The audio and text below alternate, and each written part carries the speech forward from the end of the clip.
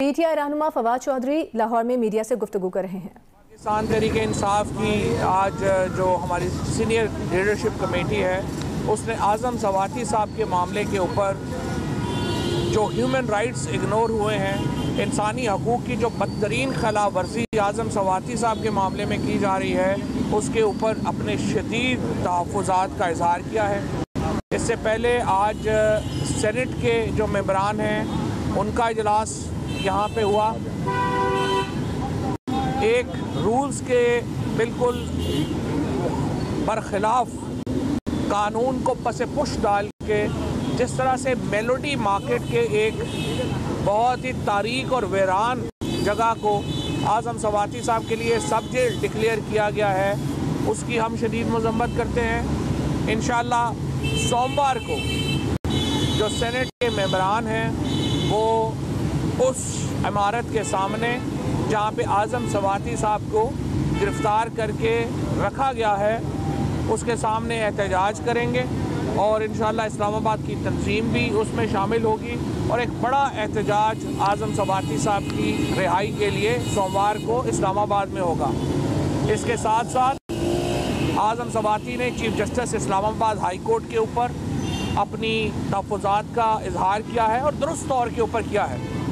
कभी भी ये नहीं होता कि आप देखिए कि एक जज जिसने फैसला रिजर्व किया हुआ था आज़म सवाती का, उसको एडमिनिस्ट्रेटिव साइड के ऊपर इस तरह से तब्दील किया गया और फिर नया जज लगा जिसने आके पहला काम यही किया कि उनकी ज़मानत जो है वो मुस्तरद की गई। और बदकिस्मती से पाकिस्तान की जो इस वक्त जुडिशल हिस्ट्री है वो रिपीट हो रही है और हम समझते हैं कि आज़म सवाती के मामले में जिस तरीके से इंसानी हकूक़ को पामाल किया गया, 45 FIR दर्ज की गई, उसके ऊपर हमें बड़ा शदीद कंसर्न है और इंशाअल्लाह इस मामले को मंतकी इंजाम तक पहुँचाना इमरान खान साहब और पाकिस्तान तहरीक इंसाफ की सीनियर लीडरशिप का क्या मानना है कि इसको मंतकी इंजाम तक पहुँचना ज़रूरी है और हम इंशाअल्लाह इस पूरी प्रोटेस्ट जो है वो करेंगे। उसके बाद कल से पूरे पाकिस्तान में एक महंगाई और जो इकॉनमी का जो हशर नशर हो गया है, बिजली आ नहीं रही, गैस की शॉर्टेज है, तेल महंगा हो रहा है, किचन आइटम्स जो हैं वो आसमान के ऊपर चले गए हैं। इन तमाम मामलात के ऊपर कल से तहरीक इंसाफ मुल्क गिर एहतजाजी तहरीक का आगाज़ कर रही है। 3 हफ्तों तक पहले मरहले में हमारे MNAs और MPAs अपने हलकों में इन एहतजाजी तहरीकों की क़यादत करेंगे। पूरे पाकिस्तान में जो लोग हैं उनको चाहिए कि वो बाहर निकलें, तहरीक इंसाफ की इस एहतजाजी तहरीक का हिस्सा बने। 3 हफ्तों के बाद इमरान खान इंशाअल्लाह इस तहरीक को ज्वाइन करेंगे और हम दोबारा सड़क के ऊपर होंगे और ये सिलसिला जब तक ये हुकूमत नहीं जाती इंशाअल्लाह ये सिलसिला जो है वो दोबारा जारी होगा। टेक्नोक्रेट हुकूमत की जिस तरीके से बाज़गश्त सुनाई दे रही है, तहरीक इंसाफ की लीडरशिप ने आज इसके ऊपर गौर किया है और इसको मुस्तरद किया है। किसी तौर के ऊपर भी टेक्नोक्रेट हुकूमत की पाकिस्तान में गुंजाइश नहीं है और आइन के तहत नए इंतखाबात पाकिस्तान के मसाइल का वाहिद हल है। लिहाजा जो भी क्वार्टर्स पाकिस्तान के अंदर टेक्नोक्रेट गवर्नमेंट का ख्वाब देख रहे हैं, हम बता दें कि ये पाकिस्तान के अवाम को कबूल नहीं होगा। पाकिस्तान के अवाम को सिर्फ आम इंतखाबात कबूल हैं, इसके अलावा कोई और सेटअप पाकिस्तान में नहीं चल सकता। और मौजूदा हुकूमत को भी हम कहना चाहते हैं कि आप गैर आइनी मामलात में शराकतदार ना बने। बहरहाल आप सियासी जमातें हैं, आप इलेक्शंस के ऊपर जो है वो अपना फोकस करें, पाकिस्तान के अवाम के पास जाने की हिम्मत पैदा करें। जो आपका एटीट्यूड है कि आपने इलेक्शनों से भागना है, चाहे उसके लिए आपने पहले नवाज शरीफ ने इस मुल्क में मार्शल लॉ लगवाने की कोशिश की, जब उसने फौज की जो लीडरशिप की तब्दीली का मामला था उसके ऊपर तनाज़ा बना के नवाज शरीफ मुल्क में मार्शल लॉ लगवाना चाहते थे। सिर्फ इमरान खान के तदब्बर और तहम्मुल की वजह से ये ट्रांजिशन मुकम्मल हुई और मुल्क में मार्शल लॉ नहीं लगा। अब ये चाहते हैं कि पाकिस्तान में इलेक्शन ना हो, चाहे टेक्नोक्रेट गवर्नमेंट बन जाए। देखें, इसके ऊपर ये मुमकिन नहीं होगा। जो भी टेक्नोक्रेट्स आएंगे वो मामलात को नहीं संभाल सकेंगे। और मैं एस्टेब्लिशमेंट को भी बताना चाहता हूँ कि फिर सारा जो कसूर है वो आपका निकलेगा और आपके ऊपर उसका ब्लेम आएगा। लिहाजा इस मामले के ऊपर बहुत गहरा गौर व हौज करें। और पहले आइडियाज़ 7-8 महीने में जिस तरह के आइडियाज़ आए और नाकाम हुए, ये भी एक और ऐसा ही आइडिया होगा जो बुरी तरह पिट जाएगा। ऐसे आइडियाज़ ना सोचें। पाकिस्तान को लैब रैट ना बनाया जाए, हमें लेबॉर्ट्री का चूहा ना समझा जाए पाकिस्तान के अवाम को, जिसके ऊपर रोज़ नया तजर्बा करना ज़रूरी है। पाकिस्तान के अवाम को आइन में दिए गए हकूक़, आइन में दिया गया सियासी निज़ाम उनका हक है। फंडामेंटल राइट्स जिस तरह सस्पेंड हैं गुज़श्ता 8 महीनों से पाकिस्तान के अवाम के, वो फौरी बहाल किए जाएँ। पाकिस्तान का आइन बहाल किया जाए और इंतखाबात की तरफ बढ़ा जाए। ये हमारा आज का बुनियादी फ़लसफ़ा है और बयानिया है, और इसी के ऊपर हम जो है वो समझते हैं कि वो आगे बढ़ना चाहिए। चौथा नुक्ता जिसके ऊपर आज सीनियर लीडरशिप में बात हुई है वो पंजाब में हुकूमत की तब्दीली है। देखिए, हम मेजॉरिटी पार्टी हैं इस वक्त पंजाब में। इस वक्त तहरीक इंसाफ और जो पाकिस्तान मुस्लिम लीग कायद-ए-आज़म है उसके 190 मेंबरान हैं जो कि इस वक्त पंजाब असम्बली में हैं। ये हुकूमत बनाना, इसको डिज़ोल्व करना, ये हक इस वक्त तहरीक इंसाफ को हासिल। लिहाजा ये जो भी मामला चल रहा है जिसमें ये कोशिश हो रही है कि पंजाब में हुकूमत तब्दील की जाए, पहले गवर्नर इस साजिश का हिस्सा बने और गवर्नर ने एक गैर आइनी इक़दाम उठाया। अभी गवर्नर को पंजाब असम्बली में हाज़िर होके पेश होके अपने इक़दाम की वजाहत देनी चाहिए। उन्होंने उसके ऊपर प्रिविलेज मोशन दिया है। उसी तरीके से जो चीफ सेक्रेटरी है उनको अपनी पोजीशन जो है उसको वाज़े करने की ज़रूरत है। और पंजाब में जो हॉर्स ट्रेडिंग का खेल खेला गया, हम अब स्पीकर पंजाब असम्बली को ये कहने जा रहे हैं कि आसफ जरदारी, नासिर अली शाह और शर्जील मेमन के दौरा पंजाब की जो तफसीलात हैं वो इलेक्शन कमीशन से शेयर की जाए। ये क्या मामला है कि जब भी मंडी लगती है जरदारी साहब बोरियां भर के सिंध से पंजाब में आ बैठते हैं। आपने देखा कि बेनज़ीर भुट्टो शहीद की बरसी के ऊपर जो इन्होंने प्राइवेट जहाज़ बुक किए और उसके अंदर पूरी लीडरशिप पार्टी करती हुई गई, गड़ी खुदा बख्श।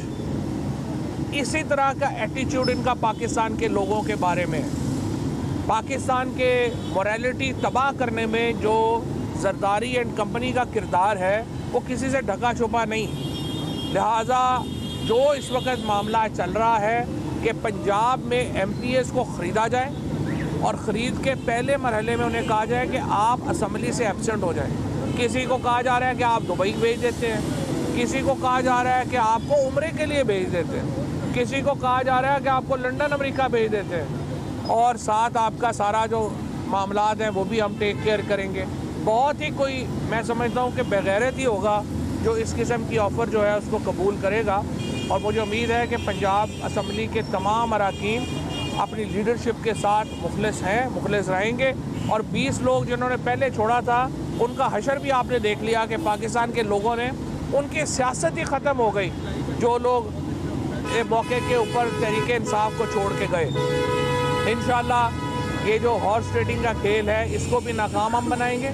नो कॉन्फिडेंस मूव के लिए हमने पार्लिमानी पार्टी का इजलास जो है वो जनवरी के पहले हफ्ते में हमने तलब किया है। डेट उसकी फाइनलाइज जो है वो हो जाएगी और उसके बाद हम जो ही कॉन्फिडेंस मूव लेंगे, हमने पाकिस्तान की ये पंजाब असम्बली उसकी तहलील की तरफ हम जाएंगे। ये हमारा फ़ैसला जो है वो उसके ऊपर बिल्कुल मुतफ़िक़ा है। यहाँ पे मैं सिर्फ आखिर में जो MNAs आज असम्बली में पेश हुए उस पर बात करना चाहता हूँ।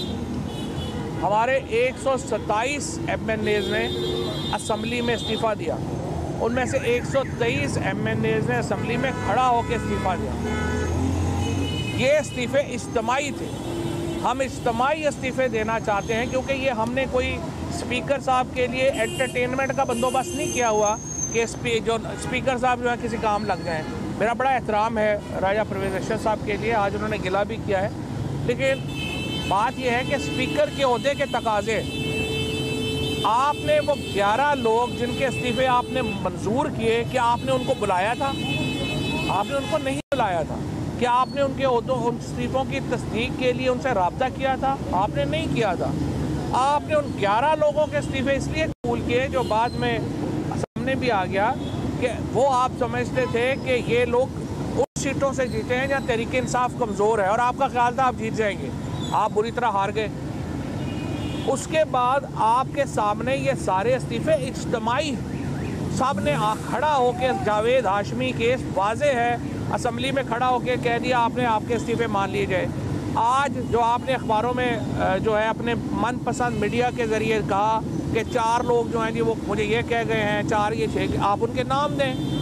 3 नाम जो आपने आज ये जो मीडिया में लीक कराए गए, और मैं ये समझता हूँ कि वो उसको चैनल को सू भी करने जा रहे हैं, जिसमें आपने तालिब नकई का नाम लिया, आपने बीबी गुलाम बीबी भरवाना का नाम लिया और आपने लाली साहब का नाम लिया। तीनों वीडियोस बना के उन्होंने जो है वो दी कि हमारे इस्तीफ़े फ़ौरन कबूल करें। कोई इस वक्त तहरीक इंसाफ का जो MNA है वो तैयार नहीं है इस असम्बली में बैठने के लिए, और जो 20 लोटे इस वक्त असम्बली में बैठे हुए हैं उनकी हैसियत औकात ये रह गई है कि वो अपनी कॉन्स्टिट्यूंसी में निकल नहीं सकते।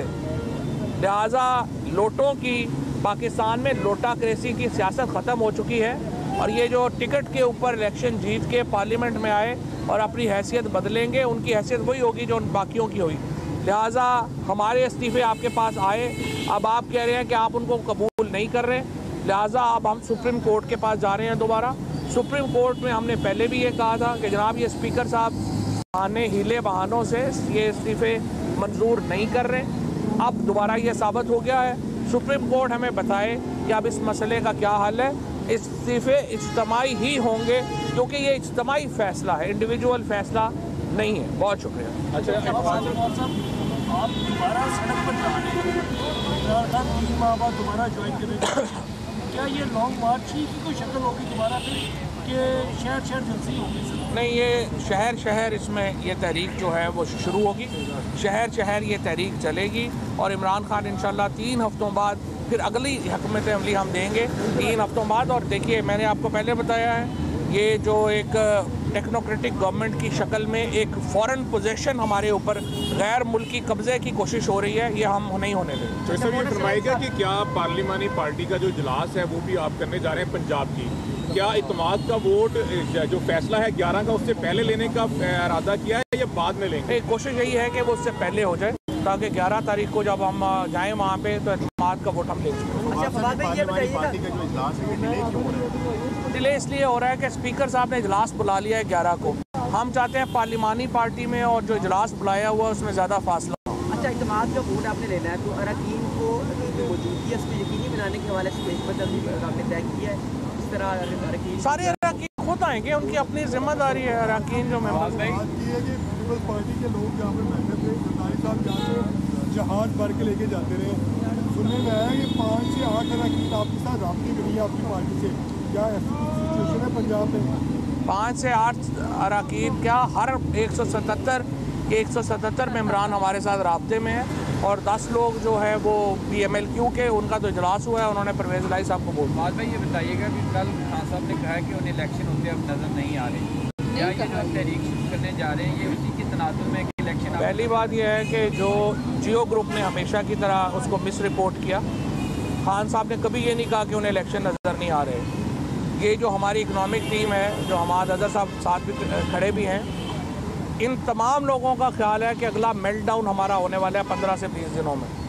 अब इमरान खान ने ये कहा कि ये हुकूमत इलेक्शन नहीं करवाना चाहती, क्योंकि आपने इस्लामाबाद के इलेक्शन देखे ये किस तरह भागे, हैदराबाद और कराची के इलेक्शन 4 दफ़ा जो है ये जो डिले कर चुके हैं, अब भी डिले करना चाहते हैं। उन्होंने कहा ये हुकूमत इलेक्शन नहीं कराना चाहती, लेकिन इलेक्शन मार्च अप्रैल में ही होंगे। इसाकदार की असासे थे वो आज बहाल करके रहे हैं, न्याय की जानब से जो हुक्म किया गया लोगों के सामने, तो इस पर आप क्या कहेंगे? मैं इसहाक डार साहब को मुबारकबाद देना चाहता हूँ। जिस कदर मैं समझता हूँ एक कानूनी जंग उन्होंने जीती है, उसके ऊपर हर पाकिस्तानी शर्मिंदा है, हर पाकिस्तानी शर्मिंदा है। जिस कानूनी जंग के नतीजे में उनके असासे बहाल हुए हैं, इसहाक डार की कामयाबी पाकिस्तान की नाकामी है, शरीफ फैमिली की कामयाबी पाकिस्तान की कौम की नाकामी है, जरदारी की कामयाबी पाकिस्तान की कौम की नाकामी है।